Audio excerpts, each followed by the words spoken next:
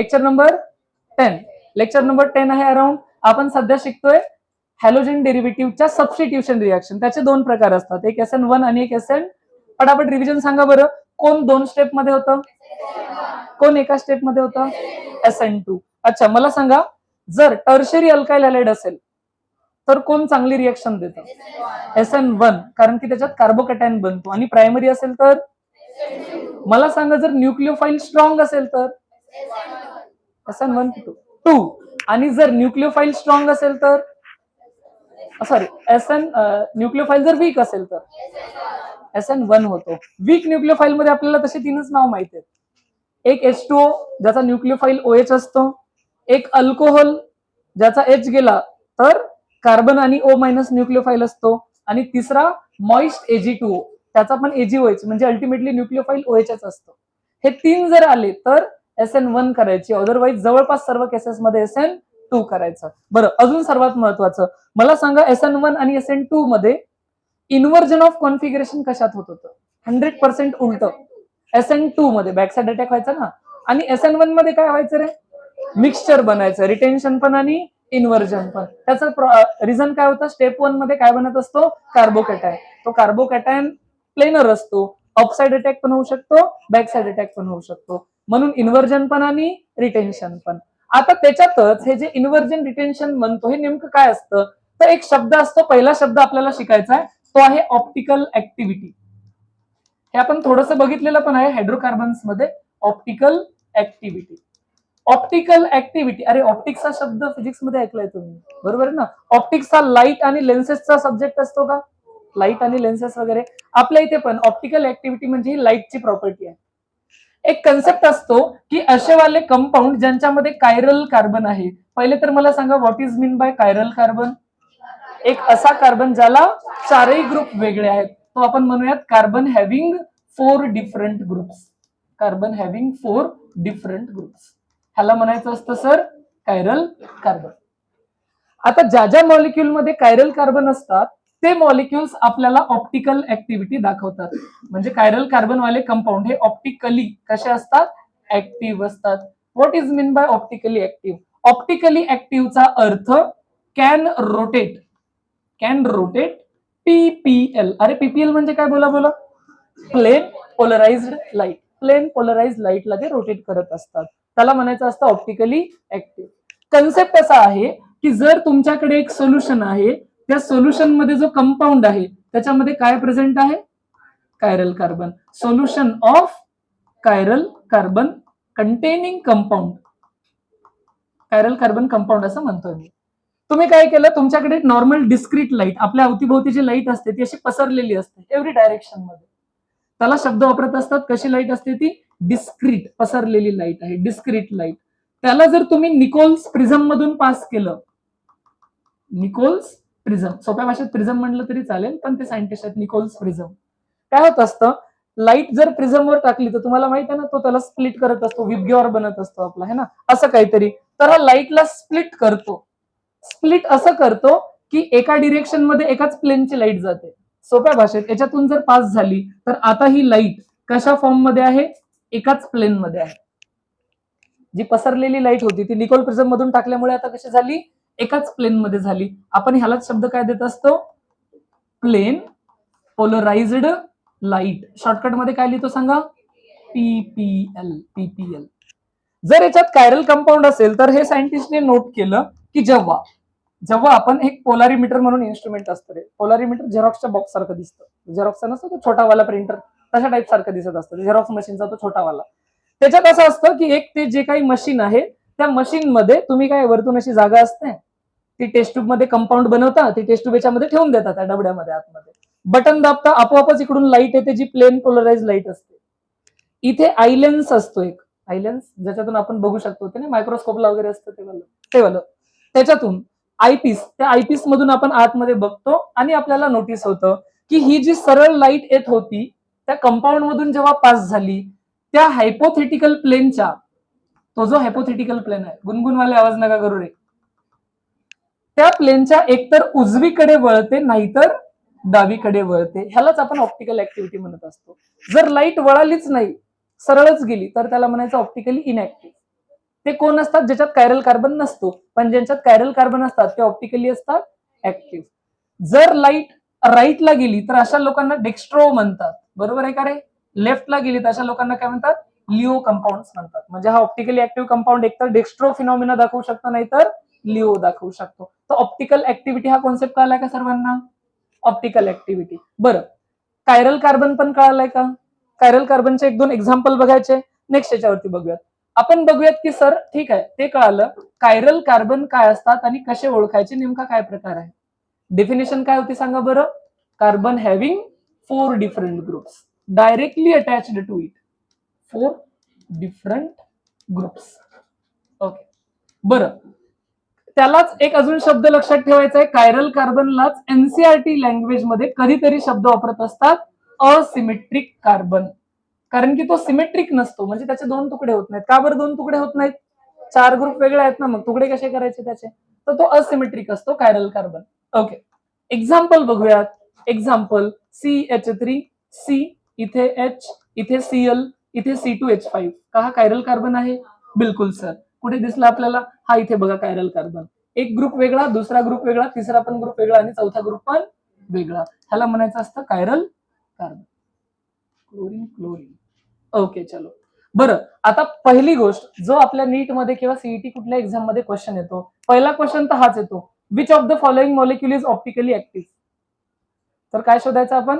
Chiral carbon. पण जो option देतात तो असा व्यवस्थित काढून देत आययुपीएससी नाव देतात, पण आपल्याला आययुपीएससी नाव आलं तर मॉलिक्युलचं स्ट्रक्चर काढता येतं आणि आपण आन्सर सांगू शकतो, बरोबर आहे. मी एक मॉलिक्युल कंडेन्स्ड फॉर्म मध्ये देतो, तुम्हाला सांगायचंय हा ऑप्टिकली ऍक्टिव्ह असेल की इनऍक्टिव्ह असेल. इनऍक्टिव्ह. याच्यात कायरल कार्बन आहे का? नाही, कारण की हा CS3 आणि हे CS3 हे दोन ग्रुप सेमच झाले, तर हा कायरल कार्बन नाही. याच्याकडे तर 3 सेम आहेत, ह्याचा तर प्रश्नच येत नाही. ह्याच्याकडे 2 वेगळे होते पण 2 सेमच आहेत, बरोबर. किंवा दुसरं, तुम्हाला एक मॉलिक्युल मी व्यवस्थित काढून देतो आणि तुम्हाला मी म्हणतो की सपोज आपल्याला काय करायचंय, जिथे जिथे कायरल कार्बन असेल तिथे तिथे काय करायचंय? मार्क करायचं. किती कायरल कार्बन आहेत असं विचारलं तर पहिली गोष्ट, इथे शक्य आहे का? 2 CS2 सेम, इथे नाही. CS2 सेम चालेल का? CS2 सेम चालेल का? नाही. ह्या दोघांवरती डाऊट आहे आपल्याला. इथे चेक करायचं तर कुठले 4 ग्रुप वेगवेगळे असायला पाहिजेत. एक हायड्रोजन, एक CS3, 2 झाले का? उजवीकडून गेलो तर CS2, डावीकडे गेलं तर काय झालं तर पुढे जायचं CS2 CH. काय झालाय का? मग हा उजवीकडचा वेगळा ग्रुप कन्सिडर होईल, डावीकडचा वेगळा कन्सिडर होईल, बरोबर आहे. जर मी असा मॉलिक्युल दिला तर चालतो का? असा मॉलिक्युल दिला तर चालतो का? इथे सपोज लिहिलाय CH3 आणि विचारलं काय रे बाबांनो हा कायरल असू शकतो का मॉलिक्युल नंबर 3, तर हा नाही होणार. कसं सर?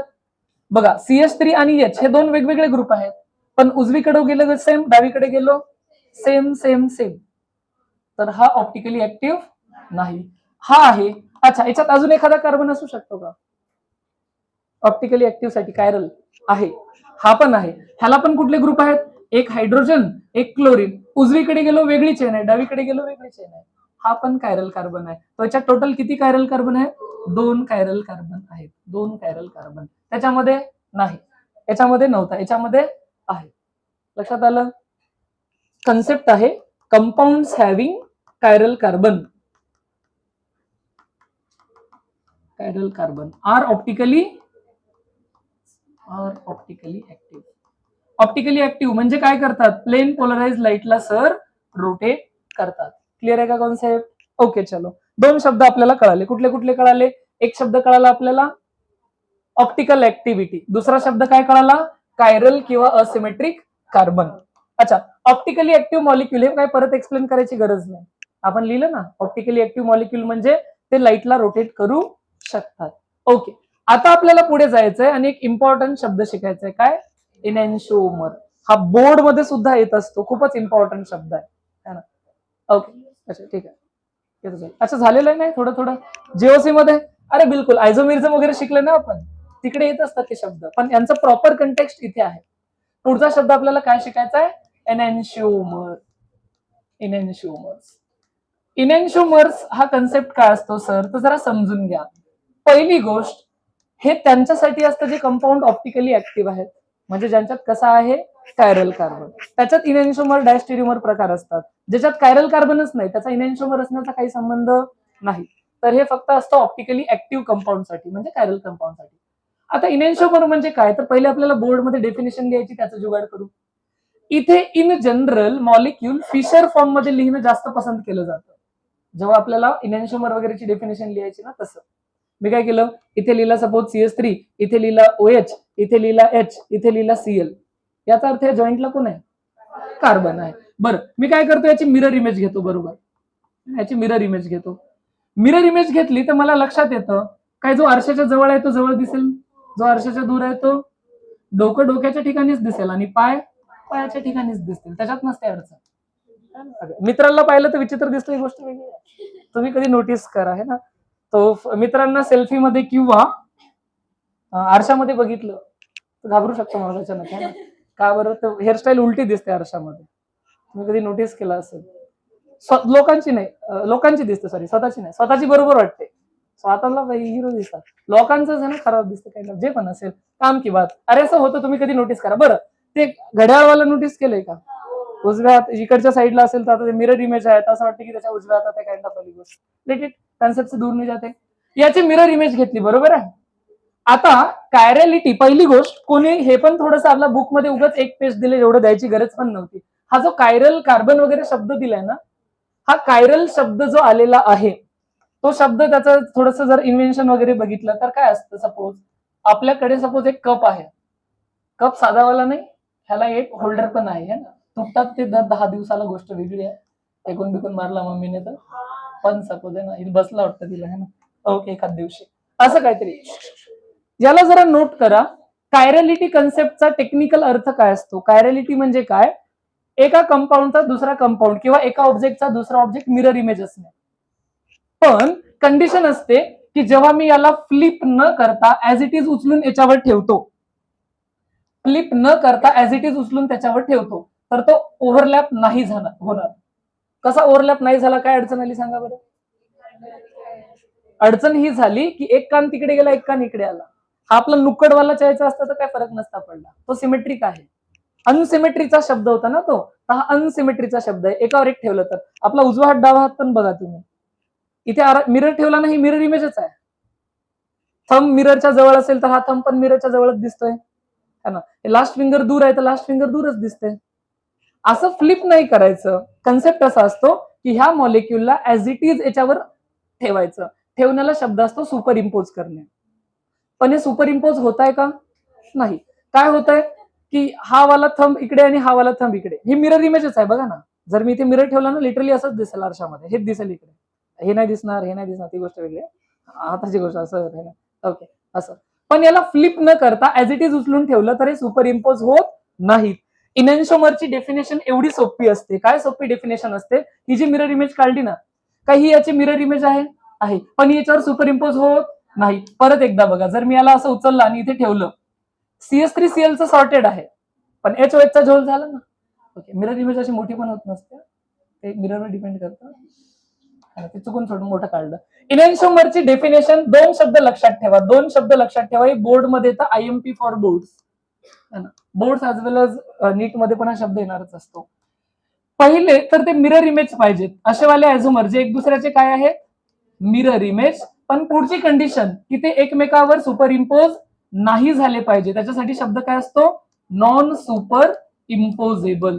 परत सांगा बरं टुगेदर वाचली तर डेफिनेशन काय झाली enantiomers are mirror image isomers which are non superimposable. त्यांना काय म्हणायचं असतं इनॅन्शिओमर्स. ह्यालाच शब्दांमध्ये लिहिलं तर इनॅन्शिओमरची डेफिनेशन झाली. दोन शब्द आले पाहिजे मिरर इमेज. अच्छा मिरर आयझोमर म्हणण्यापेक्षा मिरर इमेज आयझोमर्स असं म्हणूयात.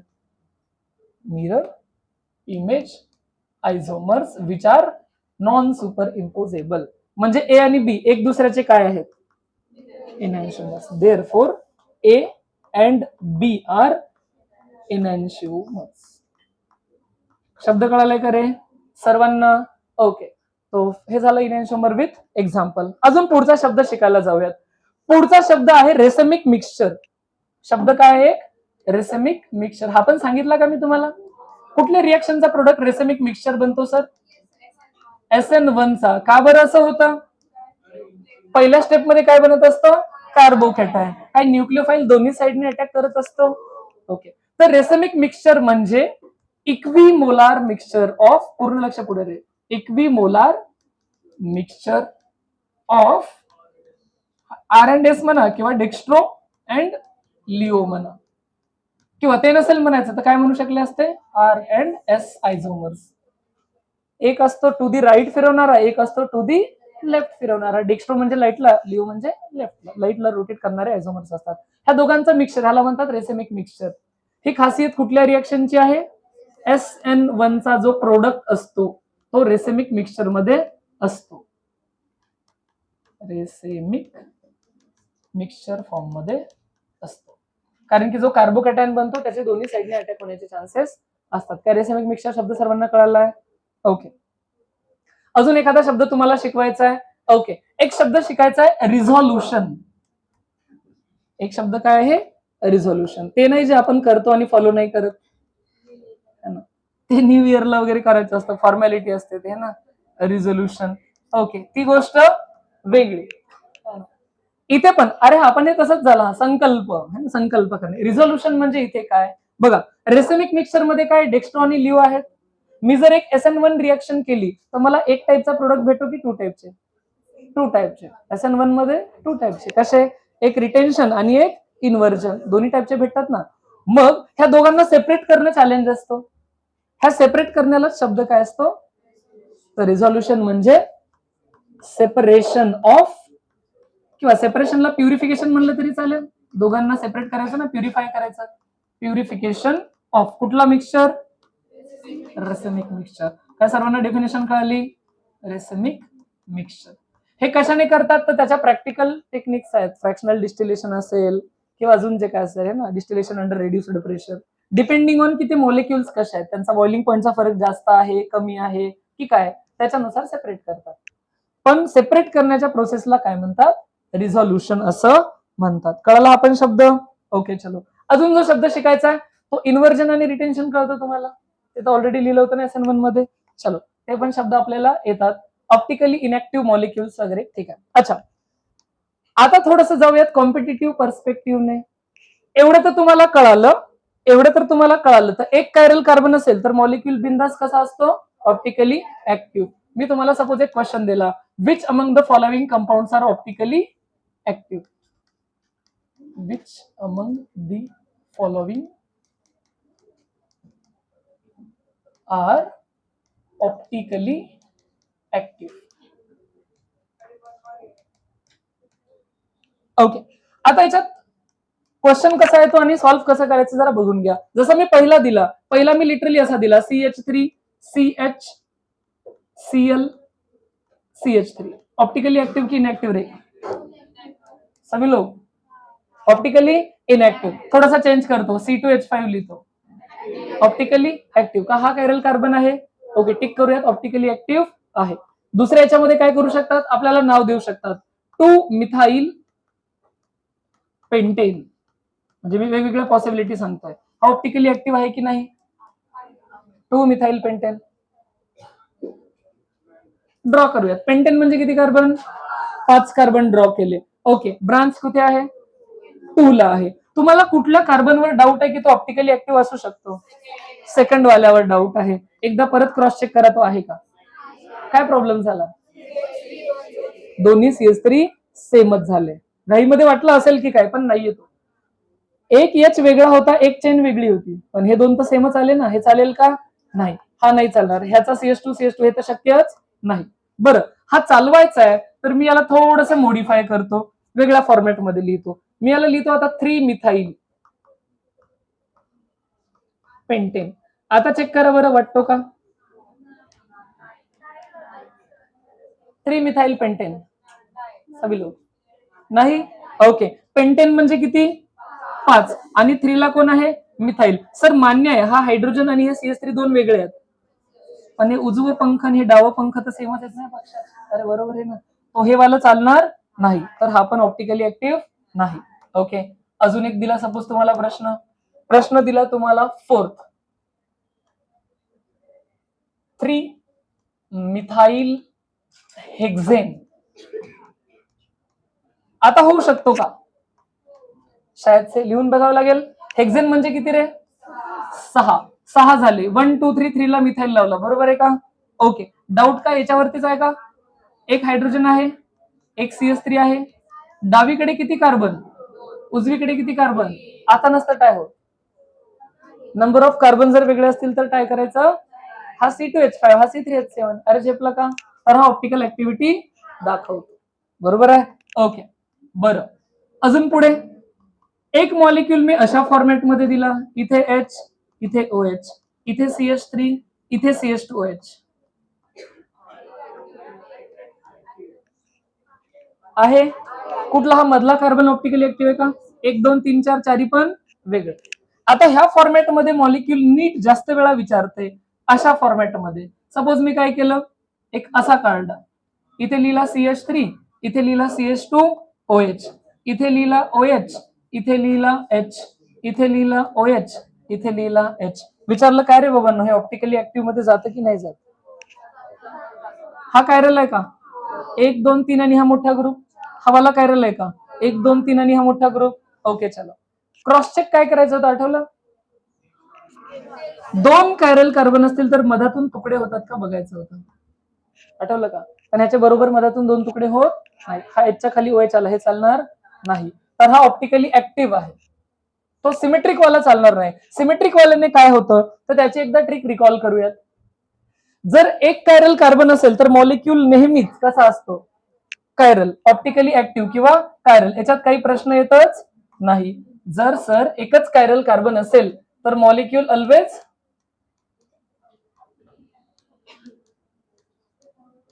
Optically active. Very good. Optically active असतो, काहीच प्रश्न येत नाही. ऑप्टिकली ऍक्टिव्ह असतोच मॉलिक्यूल, फिक्स, एकदम फिक्स. पण जर 2 कायरल कार्बन असतील, 2 कायरल कार्बन, तर त्या केसमध्ये मॉलिक्यूल ऑप्टिकली ऍक्टिव्ह नसतो. नसेलच असं गॅरंटीच नाही, पण नसण्याचे चान्सेस असतात. तर तुम्ही चेक करायचं असतं POS. POS is plane of symmetry. हा शब्द बोलून झाला होता आपला. एक ट्रिक दिली होती, मग ती चेंज केली होती, थोडी मॉडिफाय केली होती, आठवतं का? Plane of symmetry. जर प्लेन ऑफ सिमेट्री असेल तर मॉलिक्यूल ऑप्टिकली ऍक्टिव्ह नसतो. आणि जर प्लेन ऑफ सिमेट्री है ना, अच्छा मी शब्द नाही लिहिला का? प्लेन ऑफ सिमेट्री मी म्हणतो काय, प्रेझेंट आहे, तर मॉलिक्यूल ऑप्टिकली इनएक्टिव्ह. जर प्लेन ऑफ सिमेट्री अब्सेंट आहे, आता परत शब्द काय लिहायचा, फुल फॉर्म लिहून टाकलायचा, बरोबर, optically inactive. Plane of symmetry absent असेल तर मॉलिक्यूल ऍक्टिव्ह असतो. अरे बरोबर, लक्षात ठेवाल का? इथे शॉर्टकट शब्द पण लिहितो. ऑप्टिकली इनएक्टिव्ह साठी OI, ऑप्टिकली इनएक्टिव्ह, आणि इथे ऑप्टिकली ऍक्टिव्ह. झेपलं का? सर एक्झाम्पल द्या, समजून जाऊ. बघा एक्झाम्पल 1, मी काय केलं, एक बॉन्ड लाईन काढलं, इथे लिहिला OH, इथे लिहिला OH, इथे लिहिला H, आणि इथे पण लिहिला, इथे लिहिला CH3, आणि इथे पण लिहिला CH3, बरोबर आहे? तुम्हाला विचारलं काय रे बाबांनो, ह्या मॉलिक्यूल मध्ये कायरल कार्बन आहे का? आहे, 2 आहेत. कुठे आहेत? हा कायरल कार्बन कसा ओळखला? एक H, एक OH, एक CH3, आणि हा एक अख्खा ग्रुप. चारही वेगळे आहेत ना? आहे. सिमिलरली अजून एक आहे का? हा खालचा पण चालेल का? बिलकुल, हा खालचा पण कायरल आहे. कसं? एक H, एक OH, एक CH3, आणि एक मोठा ग्रुप. तर ह्याला पण 4 वेगवेगळे ग्रुप्स आहेत. बरं, आता महत्वाचं, जर 2 कायरल कार्बन आहेत तर आपल्याला काय चेक करायला सांगितलंय त्यांनी? Plane of symmetry. Plane of symmetry म्हणजे याच्या मधातून तुकडे करू का? काय वरचं खालचं सेमच आहे? नीट बघा ना. प्लेन ऑफ सिमेट्री म्हणजे मिरर इमेज सारखंच आहे, इकडे दिसते तिकडे दिसते. म्हणजे इव्हन दो याच्यात कायरल कार्बन आहेत, हा optically inactive. Even chiral carbons present, compound is optically inactive due to, yes, due to POS, plane of symmetry. कोणी म्हणेल सर या प्लेन ऑफ सिमेट्रीने नेमकं काय केलं? अरे प्लेन ऑफ सिमेट्री आहे म्हणजे ह्या दोन्ही कायरल कार्बनचे ग्रुप सेमच आहेत. ह्याला पण OH आहे, ह्याला पण CH3, ह्याला पण H, ह्याला पण, आणि उरलेले ग्रुप पण सेम आहेत ना, तेव्हाच सिमेट्री आली. चारही ग्रुप सेम असतील. तुम्हाला आरएस नॉमेनक्लेचर आठवतं का रे? ह्या वरच्याचा आन्सर सांगाल का तुम्ही मला काय येतं? आरकेएस कसं काढायचं असतं? असं करत असतो ना आपण. फर्स्ट प्रायोरिटी ओएच ला जाते का? सेकंड प्रायोरिटी खाली जाईल का? थर्ड प्रायोरिटी वर जाईल का? फोर्थला इग्नोर मारायचं. 1 2 3 जायचं. तुम्ही कसे जाताय? Anti clockwise. तुम्ही अँटी क्लॉकवाईज गेले, पण फोर्थ प्रायोरिटी आडव्या लाईनवर आहे, तर घ्यायचं काय असतं? यायला पाहिजे होतं आर, पण तुम्ही घेणार एस का? असं लक्षात आलं का? ओके. जर ह्याचं एस आले ना, याचा आन्सर बरोबर आर येणार. क्रॉस चेक करून बघू शकता. म्हणजे हा जर एस आहे तर हा बरोबर काय येतो? हा उजवीकडे वळवतो, तर हा वाला ते कॅन्सल होऊन जातं. एक लाईट आली, अर्ध्या मॉलिक्युलने उजवीकडे वळवली, अर्ध्या मॉलिक्युलने ते कॅन्सल होऊन गेलं. आपल्या डोळ्यांना काही दिसलंच? रिअल मध्ये काही मॉलिक्युल उजवीकडे वळवत आहे, काही मॉलिक्युल, पण आपण याच्यावर ठरवतो आपल्याला दिसलं की नाही. आपल्या डोळ्यांना त्या आयपीस मध्ये, पोलॅरिमीटर मध्ये लाईटचा काही दिसतच नाही चेंज, म्हणून ते ऑप्टिकली इनएक्टिव्ह. हा, आता बघा एक एक्झाम्पल नंबर 2, हे काइंड ऑफ शेवटचं इथलं बघून घ्या रे. मी असा मॉलिक्युल दिला तुम्हाला, मॉलिक्युल काहीतरी असा दिला, इथे लिहिला CH3, इथे लिहिला H, इथे लिहिला OH, किंवा OH जरी लिहिलं सपोज, पण इथे लिहिला CH2OH. आता ही एकमेकांची मिरर इमेज आहे का? काय याच्यात दोन कायरल कार्बन आहेत? ओके. पण ही मिरर इमेज का बरं मिरर इमेज नाही? कोणीच होल्ड केला? इथला ग्रुप CH3 आहे आणि इथला ग्रुप CH2. कधी कधी घाईत आपण हेच बघतो, OHच्या खाली आलं, हे पण तर बघावं लागेल ना. किंवा वाईस वर्सा असतं, एक OH इकडे आणि एक OH तिकडे, तरी चाललं नसतं. ह्या केसमध्ये ऑप्टिकली ऍक्टिव्ह. ऑप्टिकली ऍक्टिव्ह कारण की का बरं? नो पीओएस, याच्यामध्ये काय प्लेन ऑफ सिमेट्री नाहीये. याच्यात लाईट, हा ठीक आहे, हा उजवीकडे वळवतो, हा डावीकडे वळवतो, पण दोघांचं मॅग्निट्यूड सेम नसतं. ह्याने 50 डिग्रीने उजवीकडे वळवला, 50 डिग्रीने, ह्याने 70 डिग्रीने डावीकडे वळवला. ओव्हरऑल कुठे गेलं रोटेशन? 20 डिग्रीने गेलं ना, तर ते तर दिसेल ना डोळ्यांनी, म्हणून ऑप्टिकली ऍक्टिव्ह. हे सर्व कन्सेप्ट कळले? ओके चलो. तो हे झालं सर्व अबाउट इथले वगैरे आहेत. ओके चलो ठीक आहे. एक दोन क्वेश्चन आहे, जरा सांगूयात बरं, बघूयात. एक शेवटचा वगैरे प्रश्न.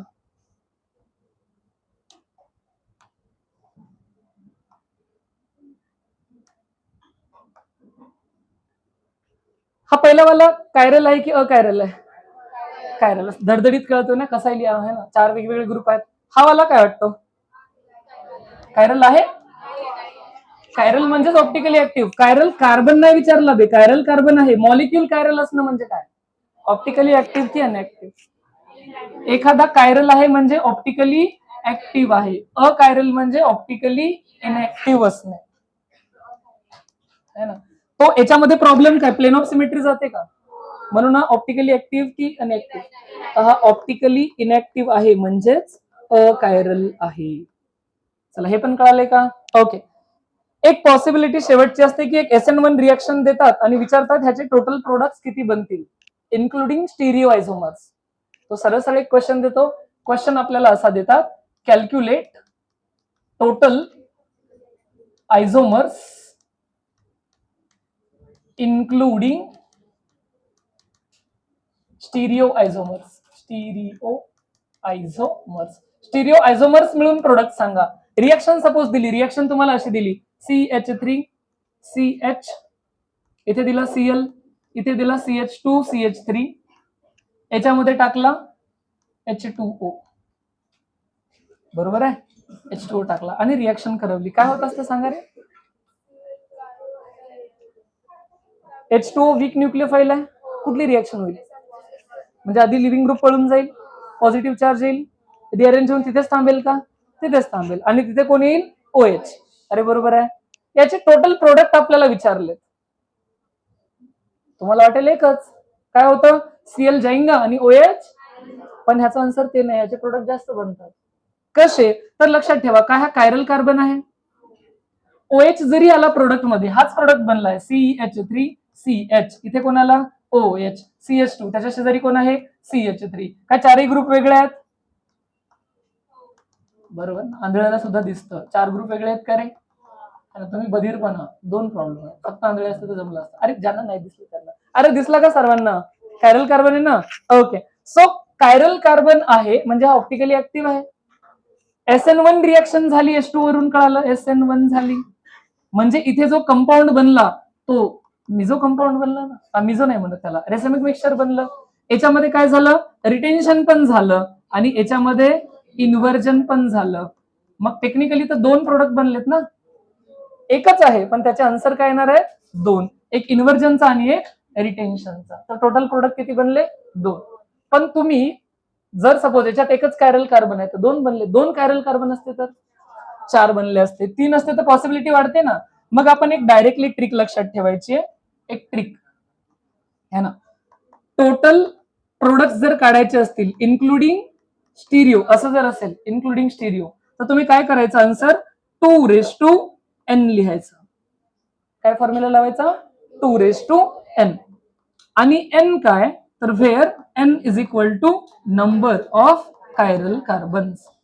Number of chiral carbons.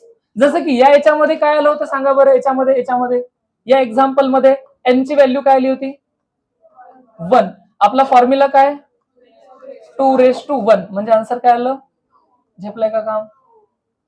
2n ने n असतो नंबर ऑफ कायरल कार्बन. तर टोटल प्रोडक्ट्स करण्यासाठी हा फॉर्म्युला वापरायचा जर ऑप्टिकली ऍक्टिव्ह कंपाऊंड असेल तर. लक्षात आले सर्वांना. ओके, आज के लिए इतना. कॉफी है, नोट्स बनाते हैं, है ना.